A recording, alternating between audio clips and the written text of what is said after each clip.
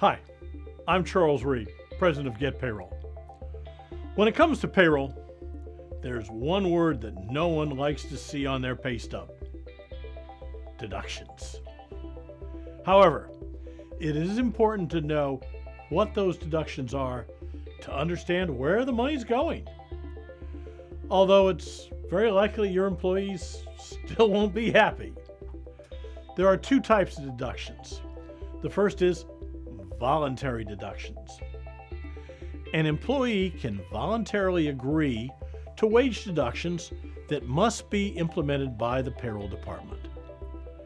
These deductions may include voluntary wage assignments to repay a debt, charitable deductions, wages withheld to purchase U.S. savings bonds, credit union loan repayments, just to name a few. Then there are also voluntary deductions that are deducted from an employee's gross pay before calculating taxes. These are called pre-tax deductions. Since they reduce the employee's taxable income, they reduce the required contributions that the employee and employer must make for Social Security and Medicare taxes. They also reduce the employee's federal income tax withholding because less taxable income means less income tax. The other type of deductions are involuntary deductions. Involuntary payroll deductions are those over which an employer or employee have little or no control. The employer is required by law to deduct specific dollar amounts of employees' pay and remit that to a person or an agency to satisfy the law.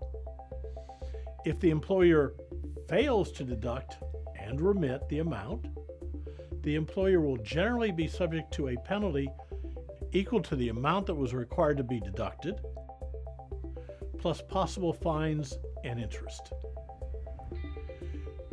These involuntary deductions may include federal taxes, state taxes, local taxes, child support, tax levies, unpaid student loans, creditor garnishments, and more.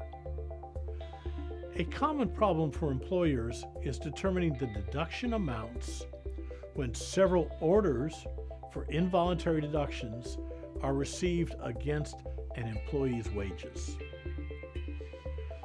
A certain amount of the employee's wages is exempt from involuntary deduction orders.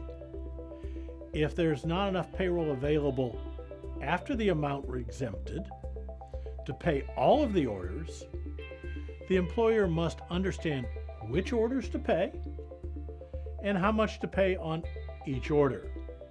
Now, there are methods to prioritize all of the various types of the orders received by the employer.